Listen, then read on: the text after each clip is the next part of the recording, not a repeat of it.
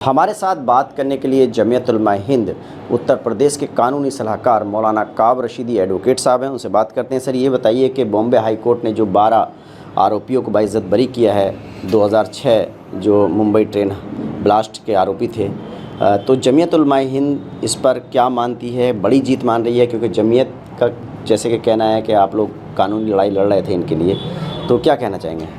देखिए, जमीयत उलमा हिंद इनको legal aid दे रही थी और बहुत मजबूती के साथ। इतिहास में बहुत कम ऐसी घटनाएं होती हैं कि ऐसे 12 मुस्लिम नौजवान, मैं मुस्लिम नौजवान यहाँ कुछ जानबूझ करके कह रहा हूँ, जिनको फांसी की सज़ा या उम्र कैद की सज़ा दे दी गई हो और मुंबई हाई कोर्ट ने 19 सालों के लंबे अत्याचार, अन्याय और दुष्प्रचार के बाद हाई कोर्ट ने ये कह दिया हो कि ये सब निर्दोष हैं और हम इनको बाइज्जत बरी कहते हैं। भारत की लोकतांत्रिक व्यवस्थाओं में जो अधिकारी जिस रूप से बेकसूरों को फंसाते हैं, उस तस्वीर पर ये एक बदनुमा दाग है। 19 साल आप समझिए कि एक जीवन में आदमी का बहुत बड़ा हिस्सा होता है। और आज सारे देश की मीडिया को ये सोचना चाहिए, जब आप रिलीजन के नाम पर इनको क्रिटिसाइज़ कर रहे थे, आप कह रहे थे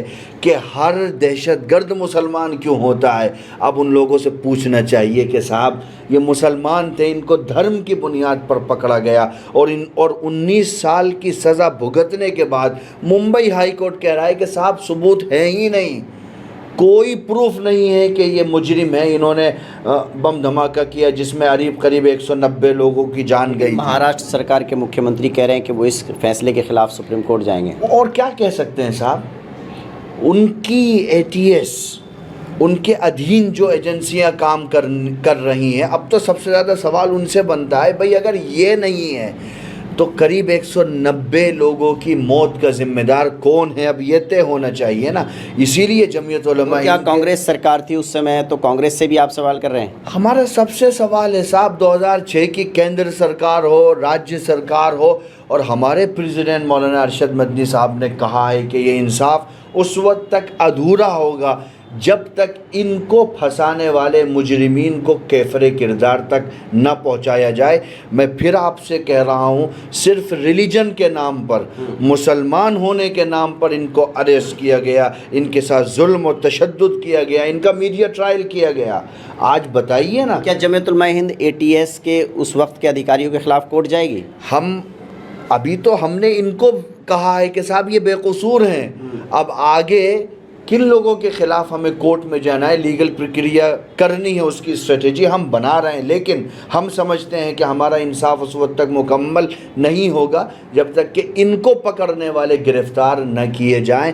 और देश को अब ये समझना चाहिए, जो लोग ज्ञान देते हैं, इस्लाम और टेररिज़म को जोड़ते हैं, मुसलमान और दहशतगर्दी को जोड़ते हैं, उनको समझना चाहिए साहब 19 साल में मुंबई हाई कोर्ट ने, बॉम्बे हाई कोर्ट ने स्पष्ट कहा है कि इनका आतंकवाद से कोई लेना देना है ही नहीं। अब बताइए, इनके बच्चों की ज़िंदगी बर्बाद हुई है, कौन जिम्मेदार है? मुआवजे के लिए भी मांग करेंगे क्या कोर्ट से? कंपनसेशन होना चाहिए, कंपनसेशन भी होना चाहिए, लेकिन मुआवजा भी कोई इंसाफ का आधार नहीं है। इंसाफ उसी वक्त होगा जब इनको फंसाने वालों को पकड़ा जाए और उनसे पूछा जाए कि आपने षड्यंत्र के तहत एक धर्म को, एक विशेष वर्ग को बदनाम करने के लिए घटनाएं की गई हैं, और एक लंबी सीरीज़ हुई है देश के अंदर।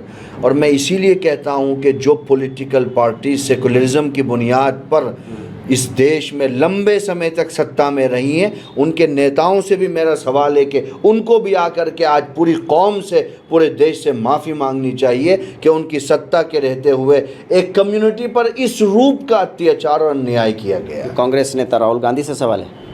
किसी नेता से नहीं है, वो की सरकार थी ना, जब जितने भी लोग हों, चाहे वो केंद्र में हो या राज्यों में हो, आज की जो घटनाएं हैं उसके लिए ज़िम्मेदार आज के लोग हैं जो कुर्सी पर बैठे हैं। उस वक्त की जो घटना है उसके ज़िम्मेदार वो लोग हैं जो उस वक्त कुर्सी पर बैठे थे। उनको भी, उस वक्त के मुख्यमंत्री को, उस वक्त के प्रधानमंत्री के अंडर में काम करने वाले लोगों को सार्वजनिक माफ़ी मांगनी चाहिए पूरी कौम से कि हमसे गलती हुई है, जिसकी वजह से हमने 12 लोगों के 19 साल जेल की सलाखों में बर्बाद कर दिए।